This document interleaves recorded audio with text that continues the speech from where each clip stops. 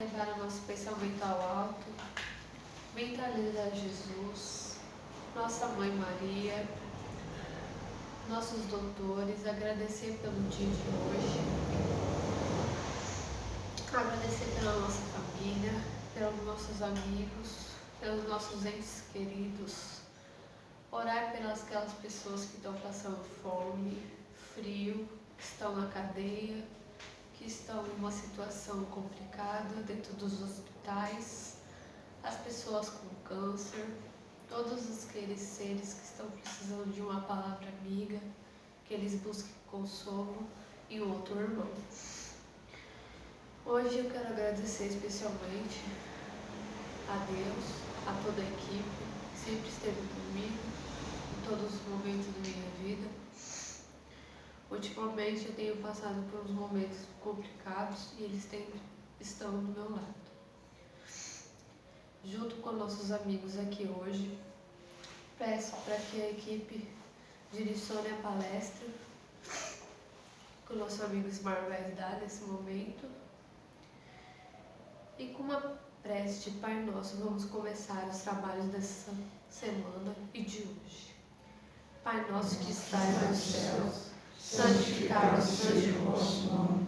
Venha a nós o vosso reino, seja feita a vossa vontade, assim na terra como no céu. O pão nosso de cada dia nos dai hoje. Perdoai as nossas ofensas, assim como nós perdoamos a quem nos tem ofendido. E não nos deixeis cair em tentação, mas livrai-nos do mal. Assim seja. Graças a Deus. Muito obrigada.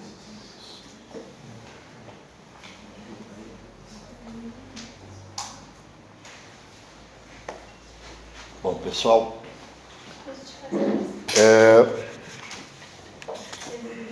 Deus existe? Existe. Sim, né? Todos nós acreditamos que Deus existe. Deus é bom? Infinitamente bom? É justo. Deus, Ele tudo sabe. E Ele está presente o tempo todo, ontem, hoje, amanhã. E Ele também tem poder, infinito poder. O seu amor é incondicional e infinito. Então nós acreditamos em Deus. Logo nós precisamos acreditar na justiça divina. Não é isso? E acontece tanta coisa ao nosso redor que muitas vezes nós somos colocados à margem dessa crença e dessa fé, achando que Deus está punindo, que Deus está agindo ou qualquer coisa nesse sentido. Mas tem acontecimentos que é difícil a gente pegar e falar que Deus quer, não é? Vai, alguém morrer de fome. Um terremoto matar milhares de pessoas, um tsunami matar milhares de pessoas afogadas, verdadeiras barbaridades. E aí falar que Deus quer. É meio difícil acreditar nisso, não é? Porque se nós acreditamos num Deus que tudo sabe, um Deus que tem todo o poder, um Deus que Ele está presente o tempo todo, ontem, hoje, amanhã.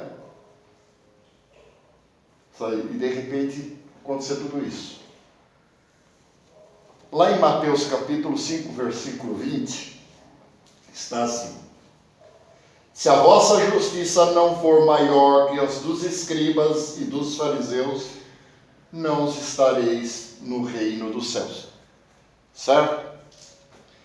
Bom, quem eram os escribas? São sacerdotes, não é? Então vamos lá. Escribas são sacerdotes extremamente cuidadosos da Torá. É uma espécie de sacerdote da classe conservadora e aristocrática. Os escribas e os fariseus eram conhecedores das leis, conheciam fundamentos das leis mosaicas. Mas tinha um problema. eles não vivenciavam. Né? Conhecia a lei daqui para fora. Daqui para dentro, não. E aí Jesus ele vem e fala assim: sepulcros caiados, brancos por fora e uma podridão por dentro. O que Jesus quer dizer com isso? Esses ensinamentos referem a todos os cristãos que, conhecendo as determinações divinas, agem de forma para ser visto pela sociedade. E quando ninguém está olhando, agem de forma diversa e muitas vezes burlando os benefícios em detrimento de outros, apenas para enriquecimento ilícito. Isso é uma verdade, não é? Quantas vezes, até mesmo nós cometemos muitas vezes aquela situaçãozinha de fazer uma caridade, mas quer que todo mundo saiba como nós somos caridosos. E lá por trás, lá dentro, num escondidinho onde ninguém nos conhece, a gente vai botar nossas asinhas para fora. Deve ser aqueles despojos guardados naquele túmulo, naquele sepulcro caiado bonitinho, né? Segundo, o que é justiça? Você sabe o que é justiça? Alguém sabe me definir o que é justiça? A gente tem uma noção, né? É difícil explicar, mas cada um de nós sabemos o que é justiça, o que é justo. Segundo o direito, justiça é a virtude de dar a cada um o que é seu. O que é justo? É a faculdade de julgar segundo a melhor avaliação.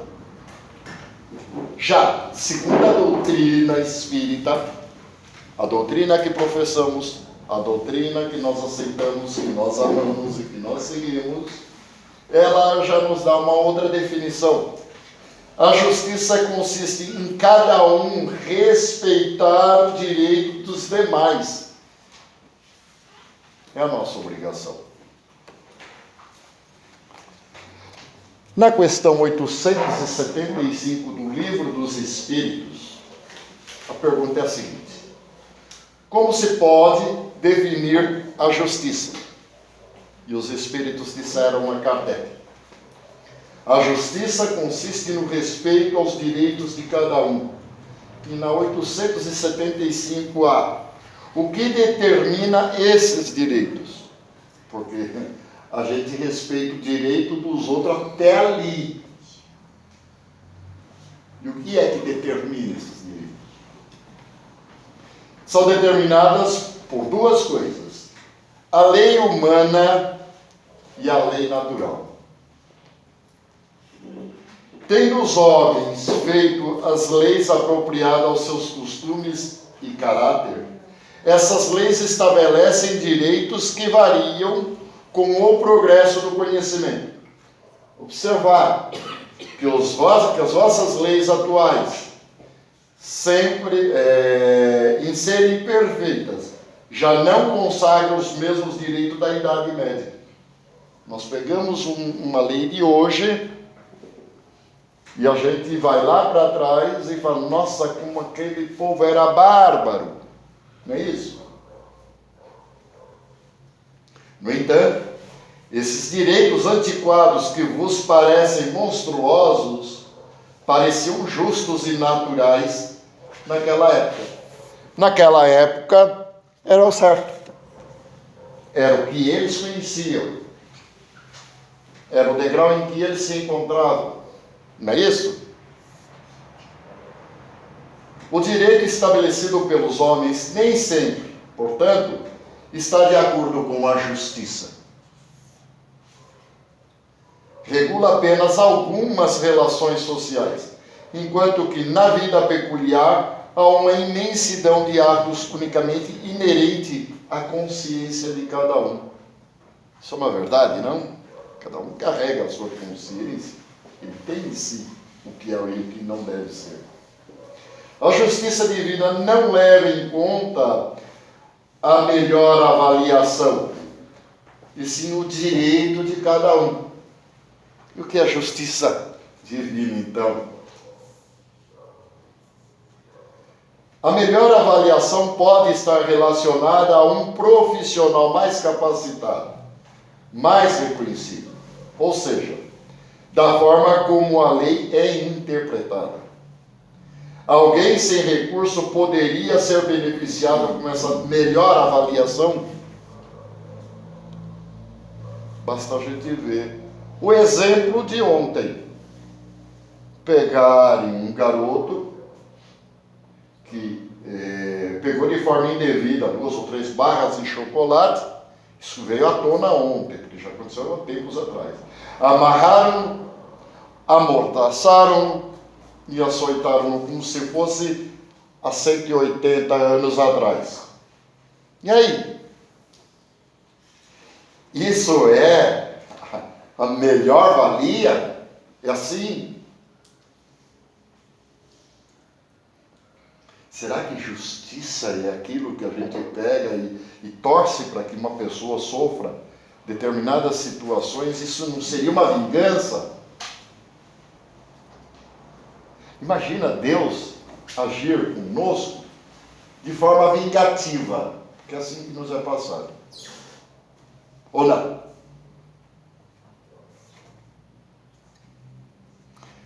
Da forma como a lei é interpretada. Alguém sem recurso poderia ter essa avaliação? A justiça humana é uma cópia imperfeita da justiça divina. A gente tenta pegar a nossa justiça e tenta mascará-la dizendo que ela é justa e divina. Mas ela não é, essa é a verdade, né? Já a justiça divina, todos se encontram amparados desde sempre. Em tempo algum precisará ser feita uma lei divina. Porque a lei divina ela é o quê? Ela é imutável. Ela não muda. Ela não muda o cheiro, ela não muda a cor, ela não muda a interpretação, ela não muda a esfera, ela não muda. Ela é imutável. Quem precisa mudar somos nós. Se nós não mudarmos as nossas atitudes, de nada vai valer lei nenhuma. Ou não? Não é isso? Assim, quando os homens forem bons, melhores serão as leis. Quando os homens forem sábios, não há necessidade mais de leis humanas. A sapiência o trará à razão e ele não precisará de fazer mais nada, elas serão desnecessárias. Não é isso? Só falta mais um pouquinho, né, para a gente chegar nesse patamar, né? Mais uns 200, 300 anos, no mínimo. Isto é, quando as leis estiverem escritas e atuantes no coração de cada um, quando nós pegarmos e começarmos a usar esta lei para nós, não para o outro. Porque a gente tem mania de fazer assim. Um para lá, 4 de volta. A gente tem que usar essa lei dentro da gente. Quanto mais espiritualizado o homem, mais aprimora o senso de justiça. Ninguém tem dúvida disso, tem? Acho que não. Eu, pelo menos, Ismar, né, busco a não duvidar. Disse Jesus: amarás o Senhor teu Deus de todo o coração, de toda a sua alma, de todo o teu espírito. E esse é o maior e o primeiro mandamento. E aqui tendes o segundo semelhante a este: amarás a teu próximo como a ti mesmo. Toda a lei e os profetas se acham contidos nesses 2 mandamentos. Isso está lá em Mateus 22, versículo 34 a 40.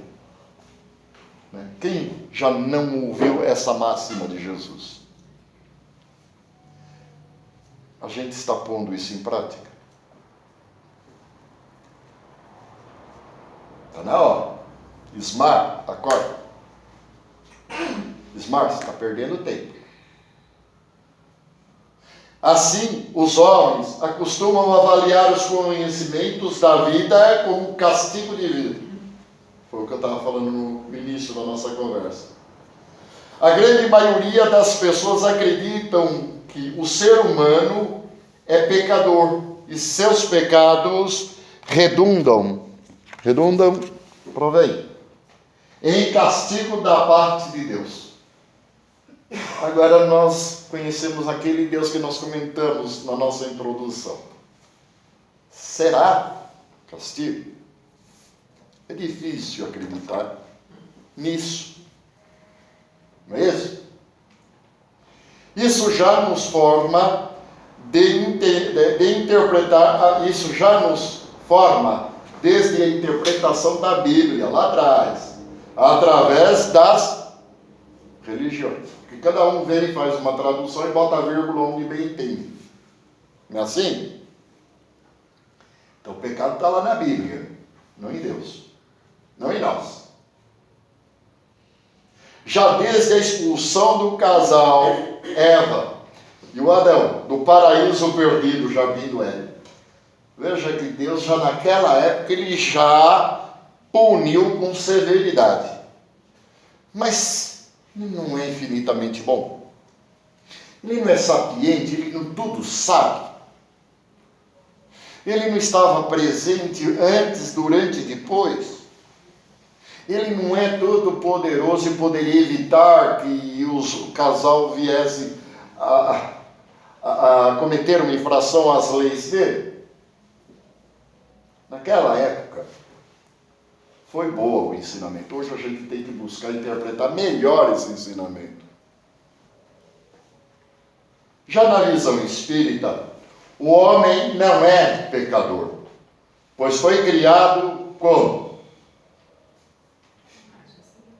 Simples e ignorante.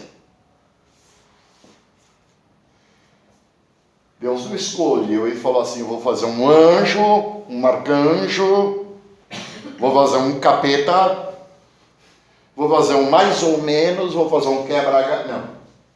Criou tudo igual. Porque senão ele teria lado, teria posição. Não é isso? Ele criou tudo igual. Deus criou igualmente, sem privilegiar nenhum. E dotou o homem do quê? Da razão e do livre-arbítrio. Ele, usando o livre-arbítrio e a razão, com certeza, ele iria chegar a algum lugar. Né? Todos nós. Para que cada um possa crescer dentro da sua liberdade, como com os seus próprios erros. Porque a gente só aprende errando. Não é isso? Porque se fosse aprender acertando, então não precisaria nem de escola, não precisaria de pai, mãe, irmão. Né? Estabelece as normas e as bases dentro da lei de causa e efeito. Por isso que nós temos o livre-arbítrio. E de tudo que nós fizermos dentro da lei de causa e efeito, tá? Nós vamos ser ou bonificados ou vamos ter que pagar por aquele erro. Sofrer pelas consequências do ato cometido, ou não. Não é assim que acontece com a gente? Essa lei é o complemento necessário da justiça, de amor e da caridade. É aí que está a justiça de Deus. É aí que está a justiça divina. É justamente aí. Por quê? É através dela que o homem vai se depurando, evoluindo, corrigindo os seus erros e, por consequência, por seu próprio esforço, alcança a perfeição e, consequentemente, a felicidade. Nós não queremos ser felizes? Quem é que não quer ser feliz aqui? A felicidade não é deste mundo. Mas por quê? Porque a gente precisa melhorar e melhorar muito para sermos felizes.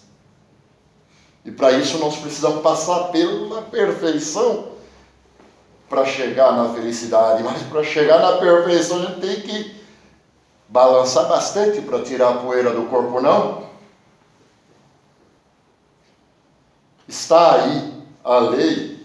Ela é chamada a lei da ação e da reação. Para toda a nossa ação nós vamos ter uma resposta. Nós vamos ter uma reação. Não é isso? Nessa lei está embutida em si mesmo os efeitos correntes dos nossos atos. Sejam eles bons, sejam eles maus. Atos bons, boas consequências. Quem planta amor, colhe amor. Já nos atos maus, efeitos maus. Assim, quem planta vento, colhe o quê? Tempestade, não é isso? Não é isso que nós aprendemos ao longo da nossa vida? A semeadura ela é livre, porém a colheita o que é? Obrigatória. Não está dentro dessa lei da ação e da reação? O homem vai agindo e ampliando o seu livre-arbítrio à medida que evolui e adquire mais conhecimento. É lógico, né? A gente vai errando. Na medida que nós vamos aprendendo a acertar, nós vamos fazendo o quê? Nós vamos deixar de errar para fazer o que é o certo. Você bota o sal de qualquer jeito lá no arroz hoje, 3 colheres. Está muito salgado. Amanhã você não põe colher nenhuma, bicho, ficou sem graça. Depois da manhã você põe 2 colheres, ainda está salgado. Aí tem uma hora que você vai falar, quer saber uma coisa? Vamos fazer esse teste. Eu vou pôr uma pitada, experimento mais uma pitada.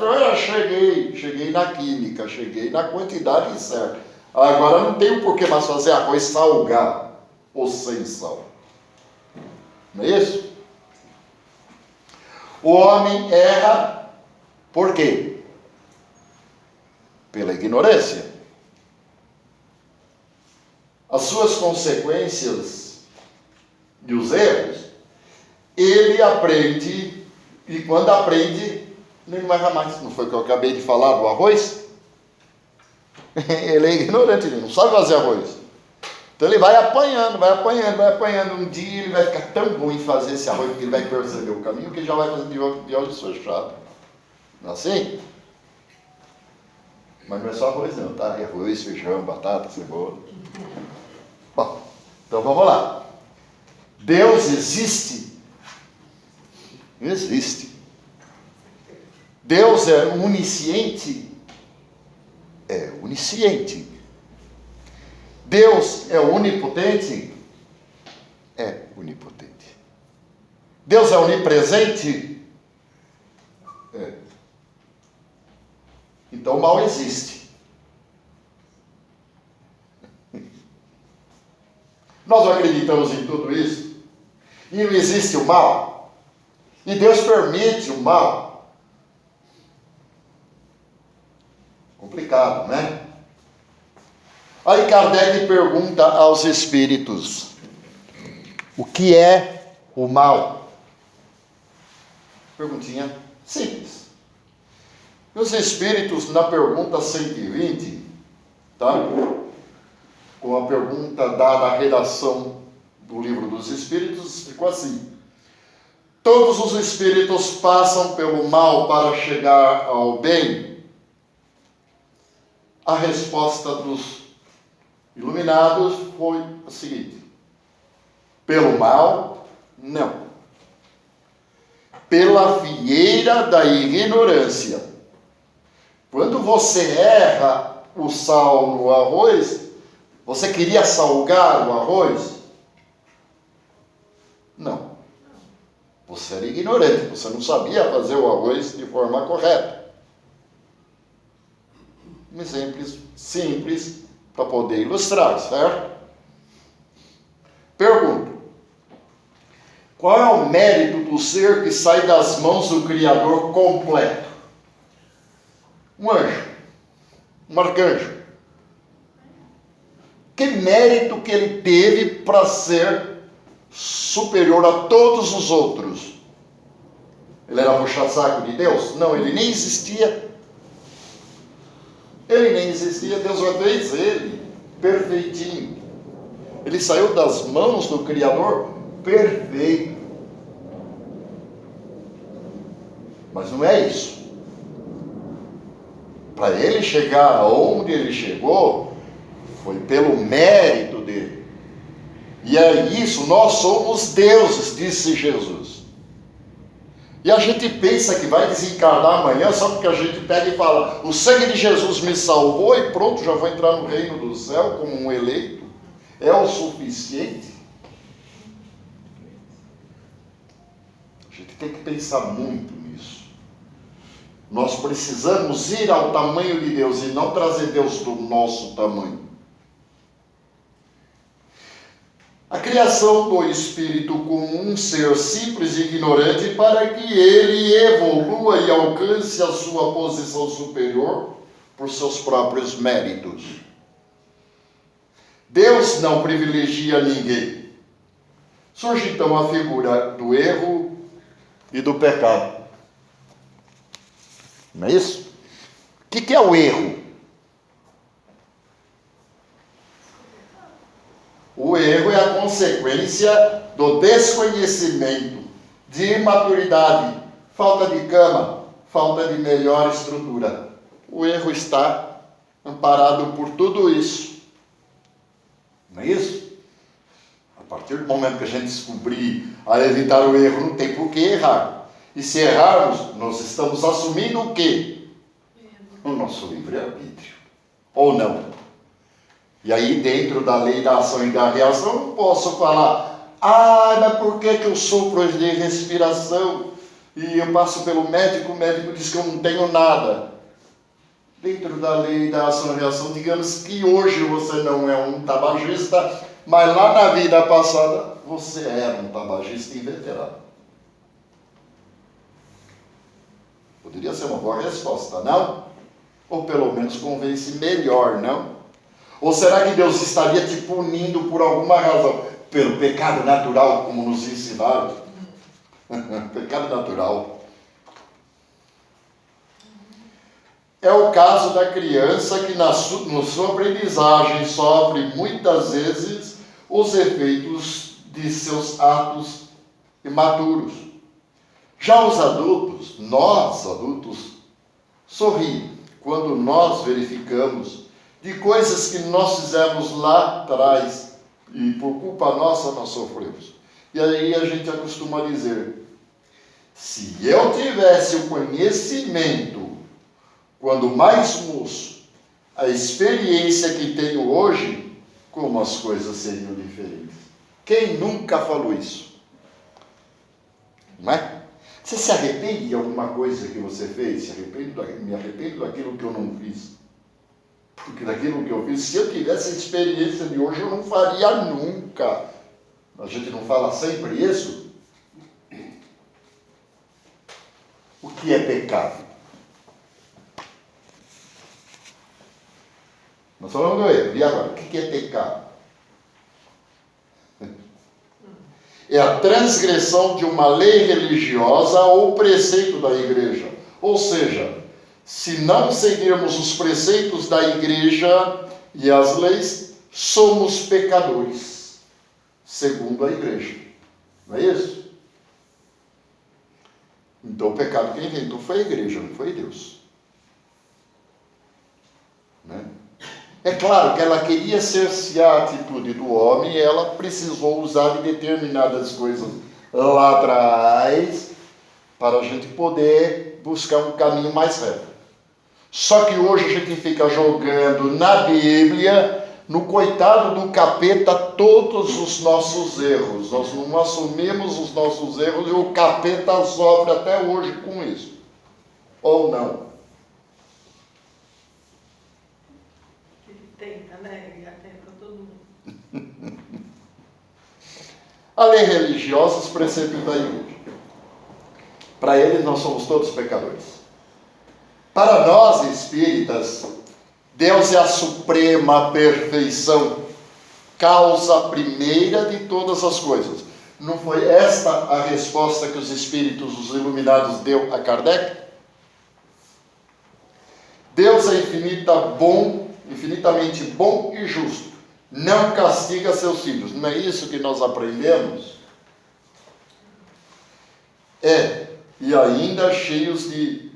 E se ainda cheios de imperfeição e erros, é porque foram criados todos iguais. Aí a gente pega aquele exemplo da escola. 40 alunos numa sala de aula, o mesmo professor dá aula para 40 alunos, 38 passam e 2 são reprovados. Por quê? Porque ele não aprendeu. Porque ele não fez a lição. Se ele tivesse frequentado as aulas, prestado melhor atenção no professor, feito a lição de casa, certamente ele seria promovido junto com os outros 38. Ele vai ser reprovado. Ele vai ser punido? Vai. Qual é a reação? É fazer tudo de novo. Deus não vai falar, olha, você não serve. Você não serve. Ai, que carneirão do capeta. Ai, queimar pro resto da eternidade lá. Não. Volta. Tenta fazer diferente. Não é assim? Pelo menos é assim que nós acreditamos e tem mais coerência. Todos criados de forma igual, para que evoluam e cresçam. Deus nos criou para a felicidade e não para o sofrimento. É um erro supor que a terra será sempre um vale de lágrimas. Que a gente fala, está tudo perdido, não tem jeito, porque Deus precisa queimar tudo, o apocalipse precisa acontecer. Tem gente que adora tanto catástrofe que eles não vê a hora do apocalipse acontecer. Eles estão com pressa de entrar no reino de Deus. Mas o terno, a gravata é muito bonito. E o coração, como é que está? Como o ensinamento que Jesus dá, sepulcro. Não é melhor nós não nos olhar para dentro? Não estou falando daqueles que usam terno lá fora, estou falando de nós aqui. Eu esmar visto a carapuça. Certo? A Terra é um planeta de provas e expiações, obrigando assim os espíritos imperfeitos, repletos de egoísmo e desamor, que tenha feito ao longo do caminho pela fieira das encarnações. E esta é a maior justiça divina. Então, eu venho, eu erro, eu tenho oportunidade, eu retorno, eu erro, ganho outra oportunidade, eu retorno, eu erro, ganho outra oportunidade, e a turma está indo embora e eu estou ficando para trás. Até a hora que eu pegar e falar, puxa vida, eu estou perdendo todo mundo. Por quê? Onde é que eu estou errando? Onde eu erro? Onde eu estou cometendo esse erro? E a hora que eu achar onde é que eu estou errando, eu vou parar de errar, porque eu vou passar a acertar. E é através da multiplicidade das vidas para o nosso crescimento moral e espiritual. E vamos conseguindo isso através da prática do quê? Qual é a maior ferramenta que nós recebemos dos céus? Jesus e os seus ensinamentos. Eu sou o caminho, a verdade e a vida, e ninguém chega ao Pai senão por mim. Só porque crucificaram, ele derramou o sangue na cruz? Não, ele falou assim, façam o que eu estou fazendo. Vivenciem a vida da forma que eu estou exemplificando para vocês. E vocês verão a Deus mais cedo do que imaginam. Né? Ou não seria isso? Porque tem gente que conhece a Bíblia de cor e salteado. Mas na hora de botar em prática, são aqueles fariseus lá atrás, que condenaram Jesus à crucificação.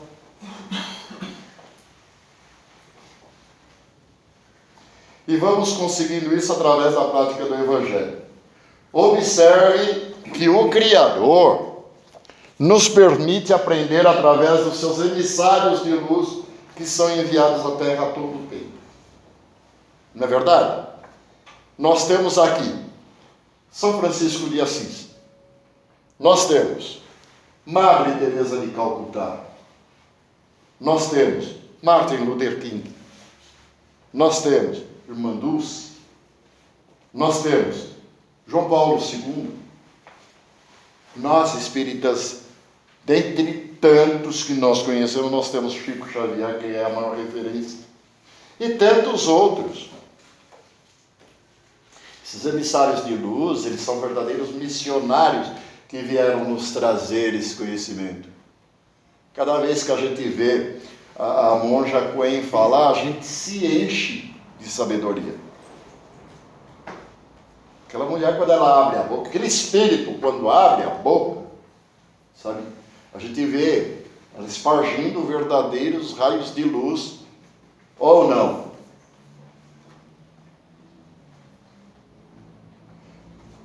Na medida em que vamos extirpando o mal, os nossos erros, o pecado em nós, vamos nos reformando intimamente e assim, ajudando a Terra na sua transição, deixando de ser um planeta de provas e expiações para um planeta de regeneração. Não é isso que nós estamos esperando que aconteça com a Terra? Nós já não começamos já começamos lá atrás, mas agora já não começamos a dar esse passo importante?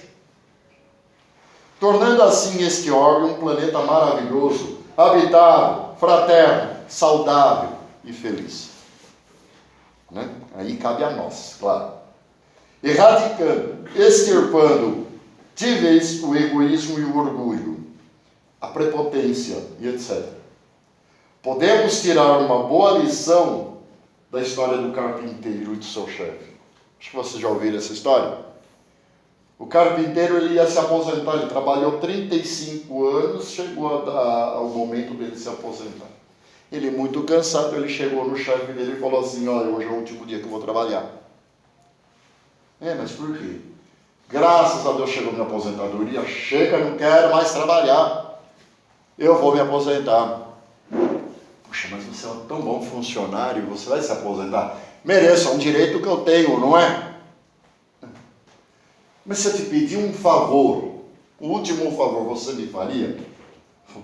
Lá vem você com a mesma cantilena de sempre?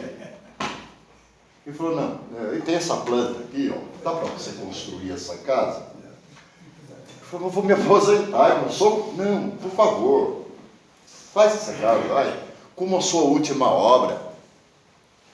Tá bom, dá a planta.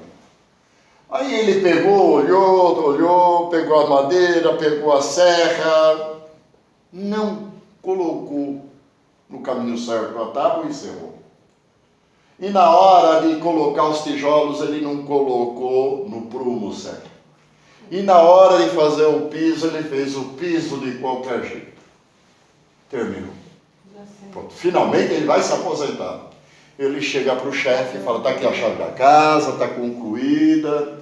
O chefe pegou a chave, pegou a mão dele, colocou a chave na palma da mão dele e falou: esse aqui é o nosso presente para você. Imagina a vergonha que esse cara não ficou. Se ele soubesse que a casa seria dele, ele faria isso. O que nós estamos fazendo com a nossa casa?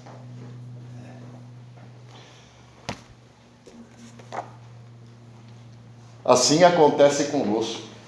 Construímos a nossa vida de forma distraída, reagindo mais que agindo, desejando colocar menos ou melhor. Vamos olhar essa situação que criamos. Vamos pensar melhor. Vamos martelar prego por prego a cada novo dia para poder concluir a nossa casa. Forte, bonita, sólida, e porque é nessa casa que queremos morar. E que Jesus nos envolva no seu infinito amor. Era isso que eu tinha que falar sobre a justiça divina. Se alguém quiser fazer algum comentário, complementar ou perguntar, se a gente puder responder, a gente responde, e se não puder, vamos estudar para buscar a resposta certa. Ou pelo menos convencer mais. Alguém gostaria de falar alguma coisa? Uma vez uma professora estava fazendo um curso de gastronomia, né? E ele falou isso para mim, essa frase que você usou. Cozinhe como você estivesse cozinhando para você, né? Porque o cliente tem que sair bem satisfeito, ele vai gostar, ele vai voltar. Então cozinhe como se você estivesse indo para você. E essa última frase você falando, né? Eu me lembrei dessa época. E é bem isso mesmo, que a gente tem que viver, né, nosso dia a dia como se fosse o último, né? E assim, tudo aquele nosso aprendizado, tentar não fazer o mal para as pessoas. E às vezes se colocar no lugar daquela pessoa, né? Falar, não vou fazer isso porque eu não gostaria que fizesse comigo. E é mais ou menos isso que quer dizer a frase, né? Com certeza, né? Vamos praticar a justiça divina e não a justiça da mais-valia, porque senão a gente acaba cometendo verdadeiras barbaridades, verdadeiros erros, né? Não é isso? Alguém mais gostaria de falar alguma coisa? Justiça humana. Fala um pouquinho mais alto, que eu não escuto direito. A justiça divina é única. A humana ela tem mudado ao longo dos tempos, porque ela é moldada à conveniência dos homens. Sim. Então, pensemos muito nisto. Por isso que a gente olha que o que se punia antes não se pune, ou o que não se punia, pune hoje. O que são as conveniências dos homens e não o que Deus trouxe para nós. Correto. São as nossas ferramentas, né? A gente tem que... Ninguém usa uma pá de construção para confeitar um bolo. Ninguém usa uma espátula de confeiteira para fazer um buraco. A gente tem que usar as ferramentas e as ferramentas certas, né? Mais alguém? Difícil, né? Acho que a máxima da vida da gente, acho, no patamar que a gente se encontra, é não fazer aos outros o que a gente não quer a nós mesmos, né? Eu acho que isso ajuda para que a gente tenha um norte, né? E a espiritualidade sempre diz para nós, todas as vezes que a gente tem alguma dificuldade de discernir, de decidir o que a gente precisa, a gente tem que escutar mais o coração do que a razão, né? Para nortear, porque no coração e se colocando à disposição para eles, a gente sempre vai ter a intuição mais certa, mais correta a seguir, porque nós temos a proteção, temos o protetor, por isso que a gente precisa cuidar, orar e vigiar, né? Tem toda essa questão. Quando você disse essa máxima aí, né? A gente não foge disso, né, Ismar? Com certeza. Eu acho que a gente ter um norte teria que ser por essa questão. Eu, pelo menos, tento na minha vida isso. A felicidade não é deste mundo, mas a gente tem momentos de felicidade, não é? Uma hora a gente vai ter a felicidade total. Com certeza. Quando? Espero que seja em 300, 400 anos. Porque o que acontece, né? Tomando como exemplo a sala de aula que eu dei, né? Muitos dos nossos entes que não estão aqui hoje já alcançaram, já estão mais felizes do que nós, porque já entenderam, porque eles conseguiram cumprir, eles estão lá na frente e nós estamos ficando aqui para trás. Mas não é porque ele morreu na frente, é porque ele aprendeu melhor a lição dele, né? Então, a partir do momento que nós começarmos a estudar, a fazer melhor a nossa lição, tá? A nos reformar, a tirar todos os nossos erros, nossos defeitos e trocar pelos acertos, tá? É como eu disse na introdução, né? Chegará um momento que nós vamos pegar todos os nossos códigos da vida humana e nós vamos fazer fogueirinha dele, porque não vai precisar mais, porque ele vai estar escrito dentro de nós e nós vamos começar a botar em prática isso. Foi o que Jesus falou quando ele disse, eu sou o caminho, a verdade e a vida. Ele não estava querendo salvar a turma simplesmente, ele só estava sendo um grande exemplo, ele veio ser a grande lição para nós. Né? Então, cada vez que a gente lê uma página do Evangelho, a gente vê em quanta riqueza tem aquele conteúdo. Né?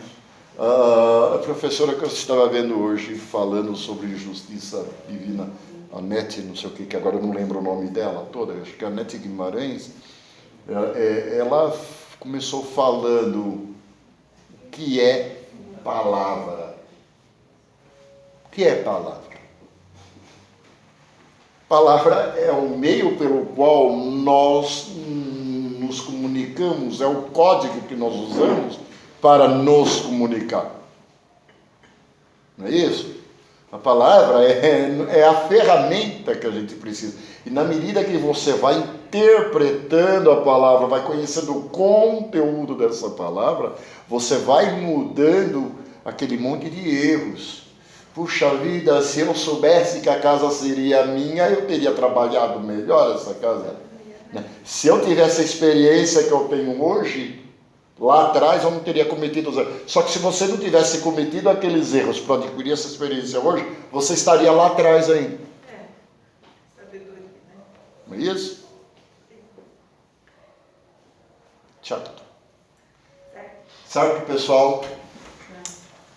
Quem fará o encerramento? Paga para nós, por favor. Ricardo, apontou para você. Jorge. Não,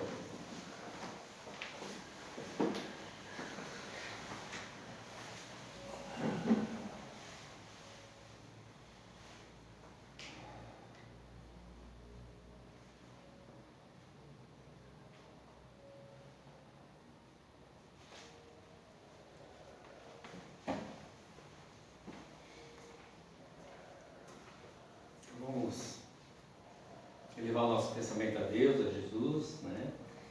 E nesse encerramento dos nossos trabalhos, agradecer então a toda a equipe espiritual que aqui esteve, agradecer ao Ismar, né, por essa palestra, os ensinamentos da doutrina, que a gente possa então, ao sair daqui, absorver um pouco daquilo, né, o máximo daquilo que foi passado na noite de hoje, e principalmente plantarmos para que a gente possa colher coisas melhores no nosso futuro e sermos pessoas melhores. E com a oração do Pai Nosso, nós encerramos então a reunião dessa noite. Pai Nosso, seja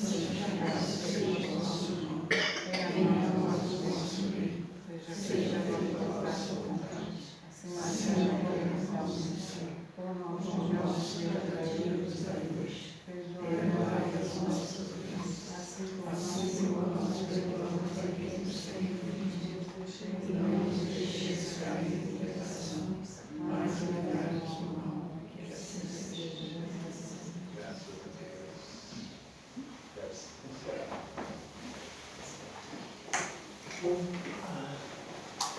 Obrigado, gente.